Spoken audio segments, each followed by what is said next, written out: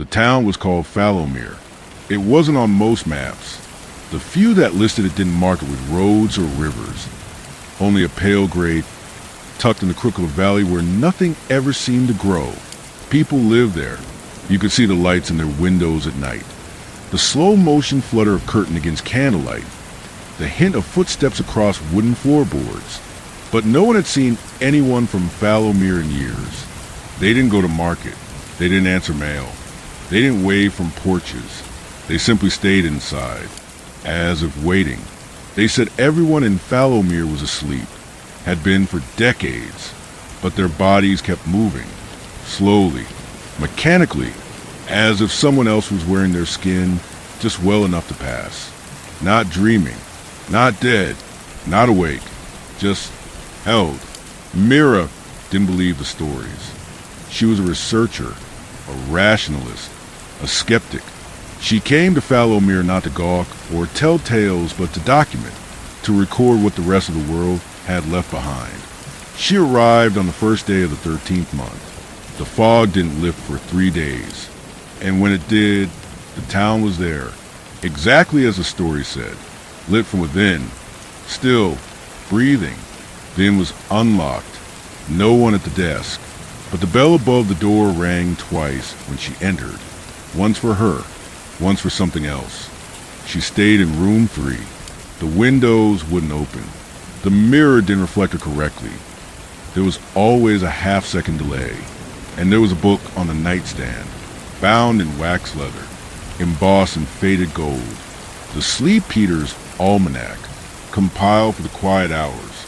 By the dream-bound order, year unknown. Mira opened it. Page 1 was blank. Page 2. Sleep is not the absence of waking. It is a place, and it remembers who walks through it. Page 3. You are not the first to read this. You may not be the last. But when you hear it breathing through the keyhole, close your eyes, and do not answer your name. That night, she couldn't sleep, not because of fear, but because the bed breathed beneath her, as if it had lungs, as if it were trying not to wake her.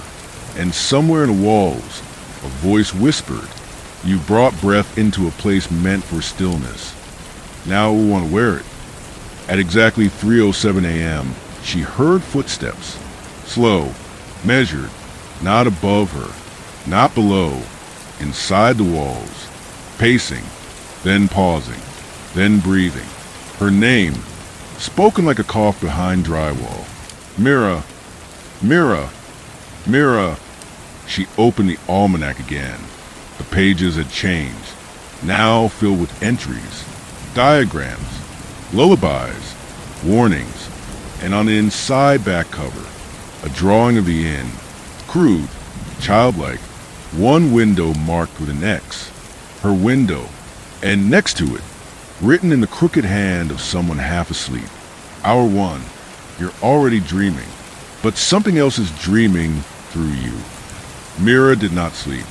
She told herself it was by choice, but her eyelids grew heavy in a way only dreams could explain. Not tiredness, something pressing in. She sat in the center of the inn room, the almanac open in her lap. The page had changed again. No hand had turned it, but the words were new. Hour 2. The second breath comes from beneath. Do not walk barefoot. Do not sit in silence. Do not speak aloud if you hear your name whispered from under the floor. It will wear your mouth next. She looked down at the floorboards. They weren't flat, not anymore. They rose and dipped ever so slightly, as if something beneath them was exhaling. In, out, in, out. The rug in the center of the room was gone. She didn't remember moving it. She didn't remember sleeping. There was a trapdoor beneath where the rug had been. Oh! Iron hinged. The kind of door that had no business inside a second-story room. She knelt beside it. Faint warmth radiated from the edges. Not heat, just breath temperature. She pressed her ear against the wood and heard herself, not breathing, not thinking, but muttering, a low, muffled voice in her exact cadence, saying, "Don't open the door. Don't open the door. Don't open the..." She stood up fast, knocked the almanac off her lap. It landed face down.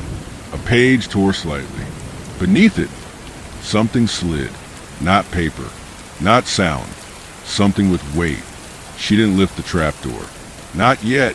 She stepped into her boots, laced them tightly, found her flashlight. But when she flicked it on, the beam didn't catch the walls. It bent, slid to the floor, refused to rise.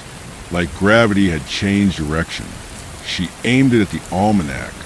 The beam flickered over a diagram she hadn't seen before. A room, a trapdoor, a symbol drawn around it, an eye with a mouth inside, and a note beside it.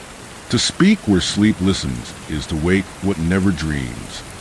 She stepped carefully across the floor, avoiding the boards that pulsed beneath her feet. They responded anyway.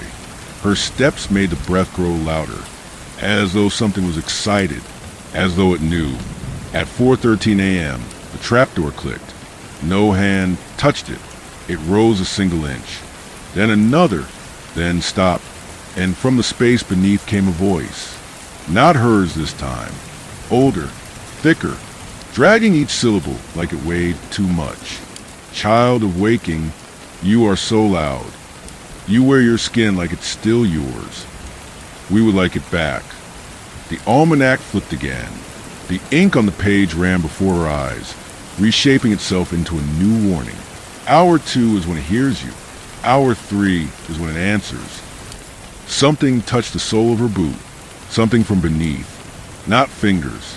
Not claws. Something soft. Wet. Like lips tasting where to speak next. She backed away. Fast. The trapdoor snapped shut. The breath beneath the floor hissed in disappointment. The walls sighed with it. And then, from somewhere beyond the door of her room, down the hallway, footsteps. Heavy, not rhythmic. Like something walking for the first time in years. Dragging familiarity behind it. And then, it knocked 3 times.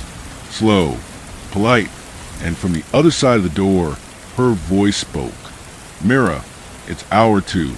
Let me in. I forgot my face. The almanac turned again. This time, no words, just a sketch. A door, her door, cracked open just enough to let in breath. And beneath it, shadows that grinned without mouths. The knocking stopped, but only after Mira said nothing. Only after she backed away from the door, slowly, holding her breath so tightly her chest ached. Then, scratching, not nails, not claws, fingertips, tapping, searching for a seam in the wood grain, mapping it, learning it. A voice returned. Her voice, now almost sweet. I remember now. I know where the hinges are. The trapdoor beneath her boot shivered, like it was laughing quietly to itself. The floor exhaled one last time and went still. She waited 5 minutes.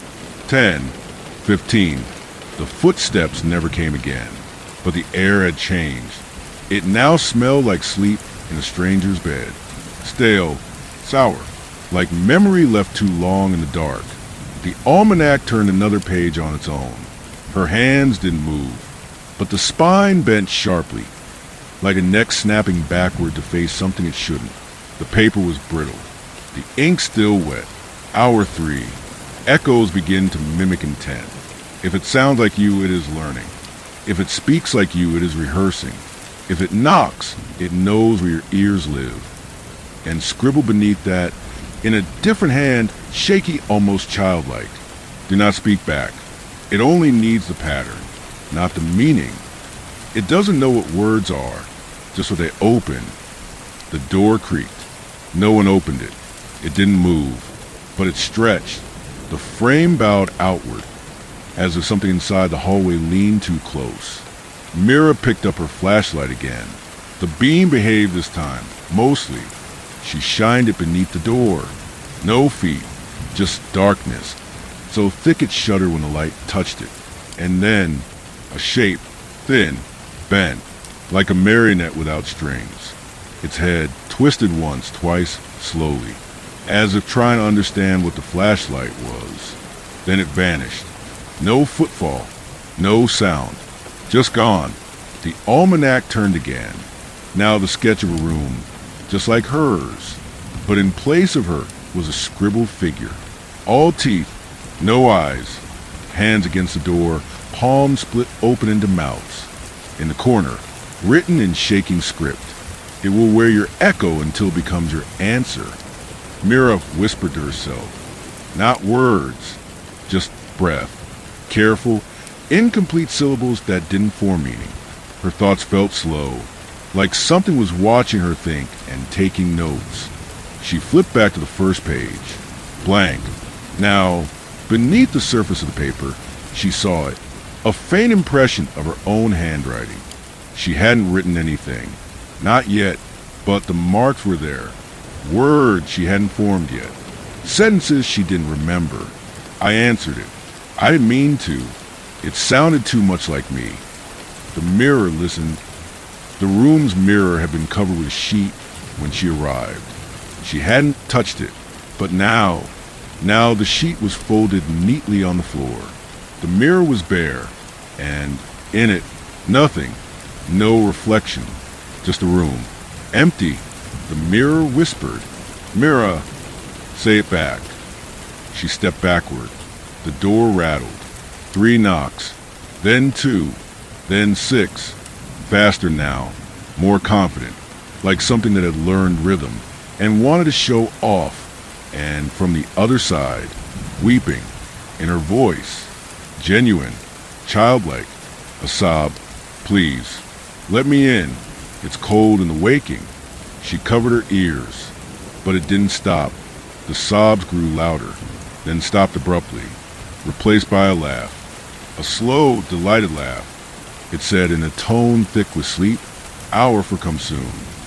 We'll try the windows next." She looked to the almanac. A new page turned, its heading written in a different ink. Black-red, smudged, wet.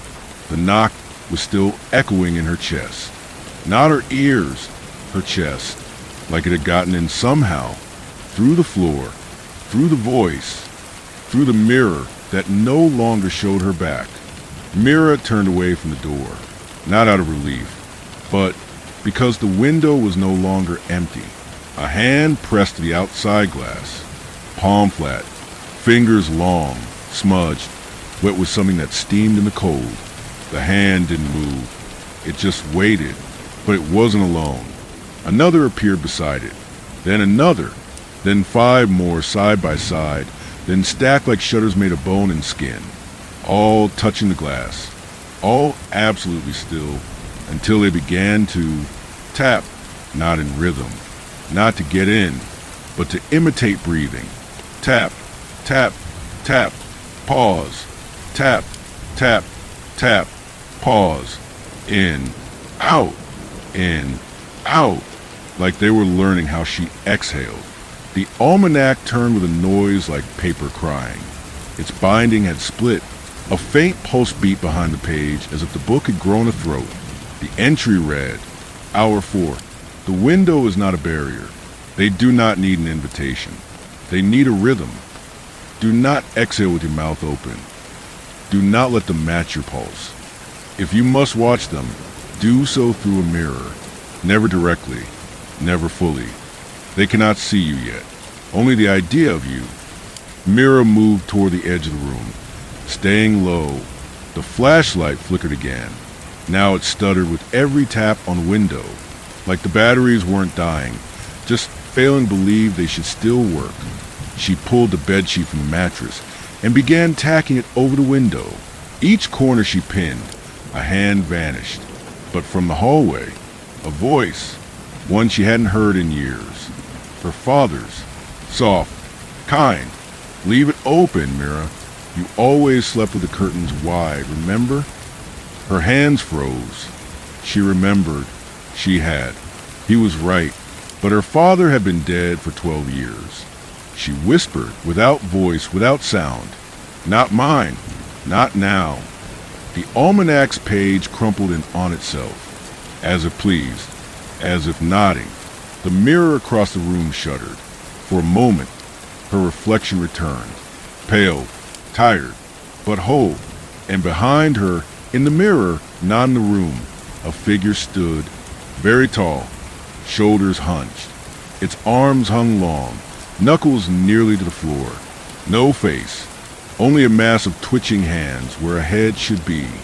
Dozens of them, all tapping lightly against one another in a gesture that resembled clapping or maybe breathing. She didn't turn around. She knew what the almanac would say before it flipped. If it appears behind you, it is behind you in thought. Do not move. Do not blink. Let it pass through. It cannot exist where it is seen, only where it is noticed. The room turned cold, then warm, then cold again, as though her body were being tested for ownership. Something inside her stomach shifted. Not hunger, not sickness, just space where a name once was. She didn't speak. She didn't move. The mirror fogged, cleared, the figure gone. And with it, the tapping. For now, the next page in the almanac had already turned. The ink smeared as if crying. The silence after the hands left was worse than their tapping. It was too complete. The kind of quiet that pressed into your ears like wax, that filled in the space behind your eyes, that made you afraid to breathe, in case it reminded the room that you were still there. Mira sat on the edge of the bed, the lantern dimmed, the almanac open on the floor like a wounded thing. Its pages fluttered, though no wind came. There were no windows left to close, and she couldn't trust the door. But the walls, they hadn't moved. Had they? She looked at the far wall. Plain plaster, cracked but inert. Then again, longer, just to be sure. Something about it felt off, not wrong, just aware. The kind of awareness you feel in the dark at night when your back is turned to the hallway and you suddenly know, someone is standing behind you, watching, waiting. The almanac rustled. A line scrawled itself across the middle of the page. Hour 5. The walls begin to watch. What they see, they remember. What they remember, it keeps. Your shape is no longer yours. Every step, every blink is being memorized. Do not show fear. It will learn what you look like when you're vulnerable, and it will wear that shape for the rest of the night. She stood, slowly, deliberately. The far wall wavered, just for a moment, a ripple, like something watching her from behind a membrane of breath. Not quite there, not quite here.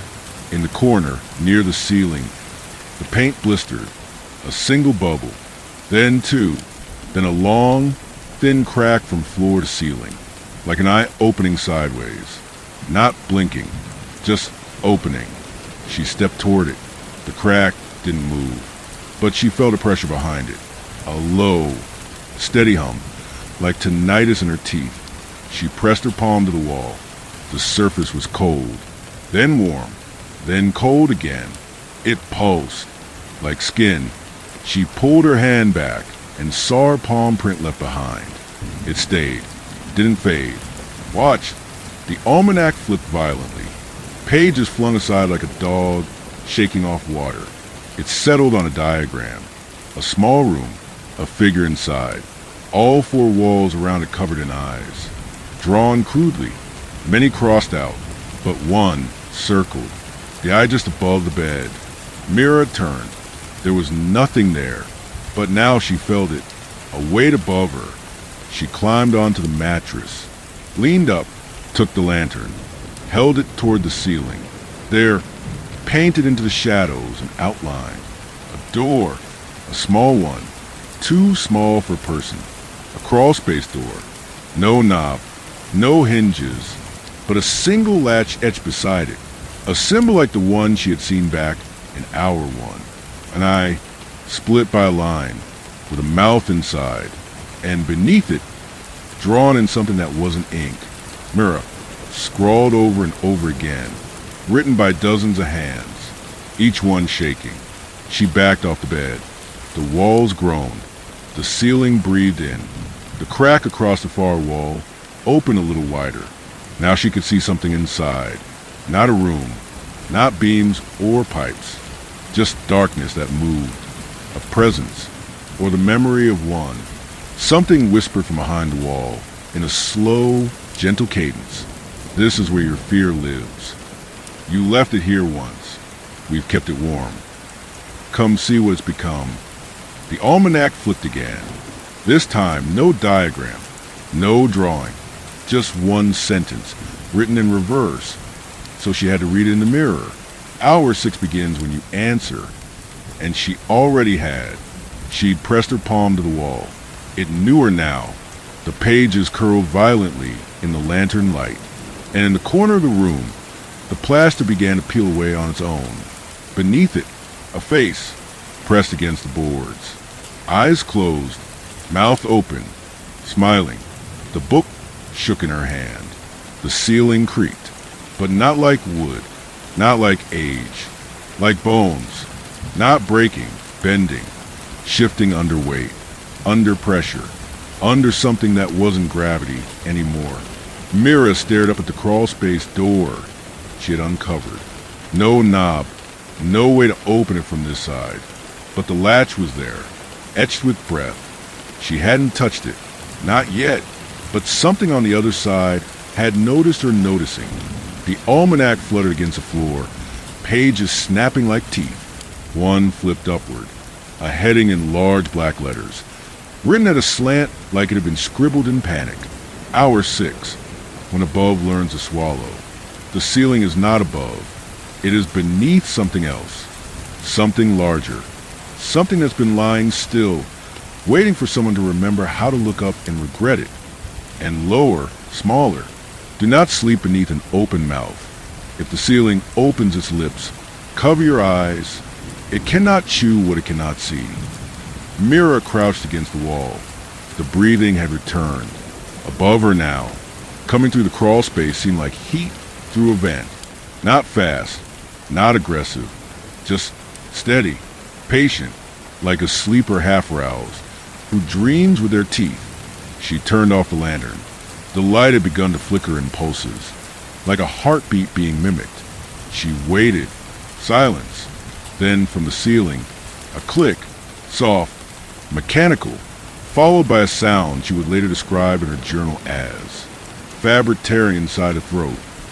The crawl space door split down the middle. Not open, not fully, just a mouth-shaped slit, just enough for something to slip through. And down came a tongue, thin, gray, almost elegant in the way it unfolded and touched the air like a blind thing. It made no sound when it hit the floor, just tasted, turning left, then right, then pausing. Toward her. She didn't breathe, didn't move, didn't blink. She could feel it sensing for heat, for rhythm, for the curl of a name behind teeth. The tongue twitched once, then again, and then something else descended. Fingertips, 6 of them, all jointless, like the digits of a doll made from memory instead of flesh. The fingers tapped the floor in a circle. The rhythm was familiar. 3, pause. 2, pause.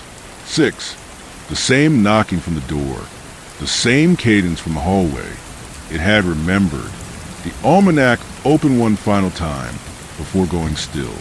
At the center of the spread, a mouth, drawn crudely, but clearly meant to represent the ceiling opening, and a line written in ink that refused to dry. If it speaks, you will listen. That is the shape of hour 7. Mira stood slowly. The tongue snapped in her direction, like a compass finding true north. It knew. She held up the almanac, torn page and all. The tongue recoiled, sizzled, retreated fast. The crawl space slammed shut, but not before she saw. Just for a moment, the eyes above, hundreds of them, set into the roof of the crawl space, all watching her with the exhausted hunger of something that had not blinked in centuries. Silence returned, but not peace. A word was burned into the floor where the tongue had touched. Listen. Mira sank to the corner, shaking. She felt something warm behind her ears. She touched her hair. Blood. Thin lines from her scalp, not from injury, from something inside her trying to escape upward, as though the ceiling had whispered dream directly into her skull, and part of her had agreed to go with it. The lantern flickered twice, then steadied. The almanac sat quiet, its next chapter waiting, etched into the leather in a new hand. The bleeding stopped on its own.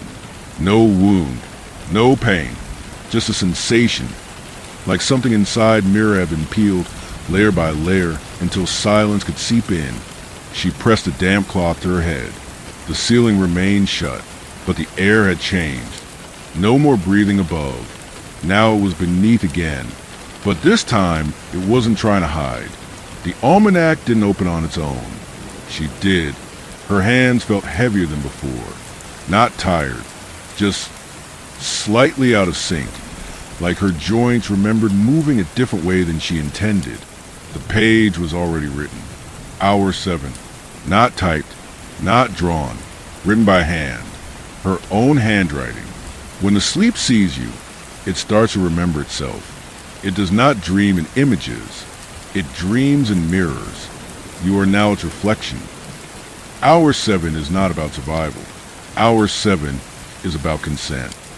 You haven't given it, but you've stayed. That's close enough. The mirror across the room, still uncovered. It hadn't moved, but she saw something in it now. Her, but not quite her. Sitting on the bed, same position, same posture. Only she blinked in the mirror. The reflection didn't. She lifted her hand. The mirror lagged, then caught up, but only after she lowered it, like it was learning the sequence, not reacting to it. She approached slowly. The room around the reflection looked identical, but the lighting off. Too dim, too still, and on the wall behind her mirror self, scratched into the plaster in black. Sleep woke first. She turned fast. The wall behind her, blank. No words, no scratches, just her own breath fogging the air. She looked back into the mirror. The reflection was closer. Standing now, face just out of frame, its hand lifted slowly and pressed the glass. From inside, the handprint smeared. Wet, not condensation. Something else. Something that wanted through. The almanac let out a long creaking noise, like a tree shifting in cold wind. A new page turned. Illustration. A figure seated at a desk, hands over eyes, and a caption scrawled beneath it. If your eyes meet its gaze, you begin to dream what it needs. Do not speak its name. Do not think its name. And if it asks for a mirror, break it. The reflection mouthed something. Mira couldn't hear it, but she could feel it in her teeth, like a vibration too low for air to carry. Her gums itched, her jaw tensed. A word tried to form without her help. She bit the inside of her cheek hard, drew blood. The urge passed. The mirror cracked. A thin hairline fracture from top to bottom. Her reflection still smiled. A sound from behind her now, not in the room, in her body. A low thrumming. A heartbeat, only not hers. A second rhythm, slightly off time. Faster, stronger, trying to take the lead. She grabbed the almanac and flipped backward, pages whipping in reverse. Back to hour 1. The original page was different now. Not blank, just 5 words, written so faintly they glowed. You were already inside it. She sat down, lantern dim, the mirror flickering with things that almost looked like faces now.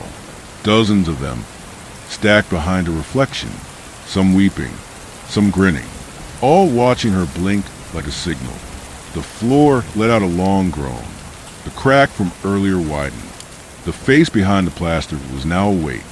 Its eyes were open, and it was breathing in rhythm with her. Mira reached forward, tore another page from the almanac, bit down on the corner of it, whispering words in no known tongue. Her own voice answered her from inside the mirror. Now we dream together. The next chapter burned itself onto the leather of the book. Scorched black, words curling at the edges. Mira no longer felt her name the way she used to. It still lived in her memory, yes, but not behind her teeth, not beneath her tongue. It had become something external, like a coat she used to wear. She was still Mira, wasn't she? Still thinking, still breathing. But when she said her name aloud now, the sound felt borrowed. The almanac's cover was curling, darkened at the corners. Its spine had split entirely. The thread exposed like a knotted throat. The latest page read, Hour 8, names begin to peel. Do not speak your name. Do not write it. Do not remember it as yours. The sleep eater is watching, and names are how it digests. If your name begins to smell like rot, burn the air it touches. Mira tried to hum a tune, anything to ground herself, but even that sounded different, like two voices, one hers, the other deeper, softer, just a breath behind. She slammed the almanac shut. The room hiccuped, the light warped, not dimmed, tilted, like the air had taken a step sideways. The mirror was now gone, not broken, not covered, just gone. Where it had been, there was only wall now, but her reflection still watched, from nowhere, from inside her thoughts. She knelt beside the almanac, touched the spine gently. It opened again, but differently this time. A cut along the middle of the page, like a wound. Text bubbled around it, trembling faintly. A new message etched itself line by line. Hour 8 is a test of memory, not of what you remember, but of what still remembers you. Your name is a scent to this place, a trail, an invitation, a signature on the contract you didn't mean to sign. The cracked floor groaned. A voice came from the gap. This time, not hers, not family, not familiar, just sound, wet, loose, spoken through tongues that forgot the shape of language. But the rhythm of the syllables, it was her name, bent, warped, drawn out too long, like meat being stretched across teeth. Mithai, Rhea, she gritted her jaw, covered her ears. It was inside her skull, not the room, not the walls. The sound came from within now, her brain repeating her name like it didn't know what else to do. She flipped the page again. The ink ran like tallow. A diagram this time. A figure. Bent. No eyes. Hands pressed to its face. Above it, a swirl. Inside the swirl, a name written repeatedly until the letters bled into each other. Beneath, a single instruction. If you forget your name, you become harder to find, but you also become easier to wear. The floorboards clicked, one by one. Footsteps? No, not steps. Knuckles. Something was crawling beneath the house, tapping a pattern with the backs of its hands. She knew the code now. 3, pause. 2, pause. 6, same rhythm, same caller, different mouth. A new voice now, gentle, woman's, very close. Mira, that's not yours anymore. We held it while you slept. You forgot to ask for it back. She opened the almanac one more time. The page had nothing, but something bubbled beneath the paper, like wet with warping. She pressed her palm to it. Words rose under her skin. Hour 9 will bury the parts you left behind. You may visit them if you dare, but you cannot take them with you. Her fingers began to ache, not with pain, with memory of a time before the house, before the end, before her breath belonged to the dark, before she had agreed, by staying, to be read like a story she'd never written. The next page unfurled slowly. No ink, just a hole in the center, burned through by a careful flame, and written around the edges like an incantation. The room no longer held light the way it once did.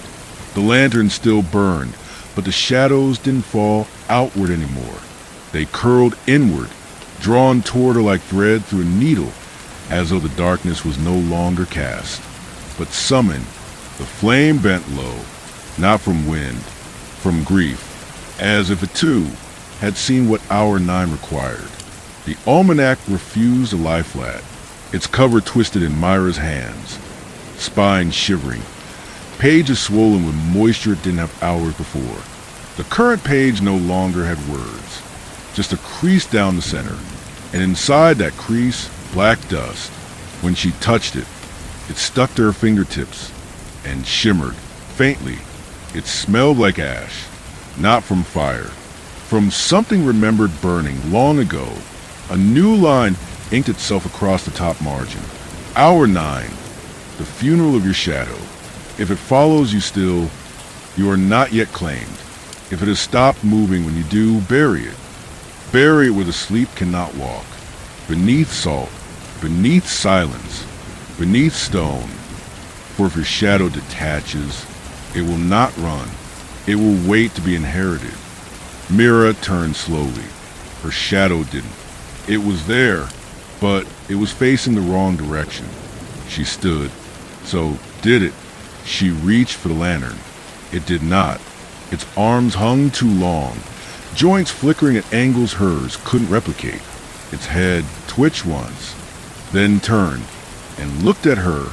No eyes, but awareness, not malevolent, not even curious, just ready. The almanac vibrated. The floor beneath her thumped. Once, twice, then still, but it was not the rhythm she knew. This was different. Not footsteps, not knocking. A heartbeat, large, unnatural, directly beneath her. And the shadow, her not shadow, began to weep. Not audibly, the shape of weeping. The mimicry of loss. It placed both hands on the floorboards. Then it sank, slowly, deliberately. Mira watched, heart stilled in her chest, as her shadow slid down through the wood, like ink into water. And when it was gone, the floor remained darker where it had passed. Not stained, just haunted. She opened the almanac again. A note was scrawled sideways across the edge of the page, in a hand too frantic to belong to hers. You're next. The shadow goes first. It makes room. The lantern dimmed. Her fingertips were no longer warm, no longer hers. Something inside her spine tickled, then shifted, like a name being removed from a list. A breath just behind her neck. We buried the part of you that feared the dark. What's left now belongs to us. The mirror was gone. The floor still breathing. The ceiling still shut. But in the walls, footsteps, this time without rhythm, without purpose, just wandering. Something new was inside the now. Something that didn't know it had been born. Yet, she whispered to herself, not for comfort, just to hear her voice. It sounded foreign, flat, like she was already speaking through someone else's throat. The next page of the almanac split at the seam and revealed beneath it a funeral mask, drawn in ink the color of milk turned. Eyes hollow, mouth stitched. Beneath it, hour 10, when you become a room. And something else begins living in you. The room no longer felt like it was holding her. It felt like it was inside her. Every corner now corresponded to something in her chest. The northwest beam, her shoulder, the low slant above the door, her throat, the floorboard that never creaked when stepped on, her left wrist. She couldn't explain how she knew, but she did. She felt it. Something had inverted. She hadn't just spent time in this place. She had become it. The almanac lay at her feet. Its spine had split open like a mouth mid-yawn, the stitching undone, paper limp and wet with memory. The page curled slowly, crackling as it revealed. Hour 10, when you become a room. Your breath now echoes from corners. Your blood stains between beams. Your name lives in a draft behind the molding. You're no longer housed. You are the house, and something else is renting you. Mira stood, but felt nothing move. Only the walls responded. A plank groaned when she turned her head. The lantern flickered when she blinked. Her left knee ached, but only because the ceiling above the bed had cracked. She touched her face. It was hers. but also not quite aligned, like someone had worn it last and forgotten how it fit. From within the wall behind her, a voice whispered, "She's still soft. She still remembers which way the door opens." Another voice closer, "Then we can start moving furniture in." They laughed. "Low, wet," one of them coughed, and Myra's lungs twitched in response. The almanac shook. Pages spun like a carousel before landing open again. Now a diagram, an outline of a room with a spine drawn down the center, the rafters like ribs, the door mouth ajar, and in the center, a small chair. Tied to the chair, a figure made of nails and hair. Caption, "Vacancy is not emptiness. It's a kind of invitation. If you stay still long enough, something will move into you." The lantern dimmed. A single board in the far corner of the room peeled upward, slow and clean, like a toenail being lifted from old skin. Beneath it, not foundation, not earth, just carpet, red, worn, familiar. She knew that carpet from her childhood bedroom, the one in the house that had burned down when she was 12. The floor pulled back more. Beneath the carpet, a dresser, her dresser, the top drawer still half open. Inside it, the flashlight she lost on her last birthday. And inside that beam, when she flicked it on, a hallway she had never walked down before. She knelt, peered in. The hallway was narrow, ceiling low, but not in her room. Inside her, she understood now. The house hadn't built itself around her. She had been hollowed out to fit its blueprints. She was a shell, a rental unit, and something was walking down the hall that now lived in her spine, a thump from behind her teeth. She gasped, felt a knuckle press against her molars from inside. Then another. She didn't scream. She opened the almanac instead, let the book speak for her. It wrote as she trembled. Hour 11 knocks from inside your throat. It will ask permission with a voice that sounds like yours. You do not have to answer, but if you cough, it will count that as a yes. Mira placed her hand over her mouth, pressed hard. No cough, no breath, just silence. And deep within her chest, something whispered in disappointment. Another hour then. The lantern had stopped flickering. It didn't need it anymore. The dark knew her rhythm now. It no longer tested her with knocks or shadows. It waited, still and patient, because soon Mira would open herself. The almanac's pages were thinner now, almost translucent. When she turned them, they whispered, not words, not breath, just yes, over and over, as if some deeper part of the book had already accepted a contract she hadn't signed. The latest page was creased, but not by folding. It had been handled many times. Tears in the corners, smudged fingerprints across the ink. It had been read before. By who? The writing was small, shaky, and not in her hand. Hour 11. The visitor who fits your skin. They will not knock anymore. They are already here. Somewhere between blink and breath, they entered. You'll notice at first when the mirror fogs, and you didn't exhale. Then you'll hear your voice say something you didn't mean. Then your reflection will smile before you do. When you sleep, you'll feel lighter, because they've started wearing you. She turned toward the mirror. It was back, just as suddenly as it had vanished. Only, now, it didn't reflect the room. It reflected the idea of the room. Walls bent too far inward. Shadows hung like ropes from the ceiling. The lantern light was black, and where Mira should be, there were two, one standing behind the other. Both her, but not. The one in front looked too still, like a photo. The one behind blinked, then reached forward, toward the inside of the glass. And Myra's shoulder went cold. She turned fast. No one there, but she felt hands where hands should not be. A thumb against her spine, a finger tracing the corner of her mouth. The voice came next, from inside her chest. Her voice, just tilted slightly, like it had learned speech but not meaning. Let me walk a little. Your legs remember how.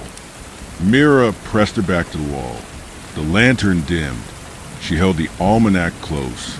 Its pages rippled like water catching wind. A single note spilled out. No ink, no letters. Just pressure. If it wears you, it will finish the night. It will speak your name into dawn, and the world will not know the difference. The skin is last surrender, but it has no voice. She looked at her hands. They were shaking, but they were also too still. The tremor was only on the surface. Beneath the skin, nothing moved. No blood, no twitch, just a held breath, as if something inside her was waiting for her to step aside. She whispered her name aloud. Nothing happened.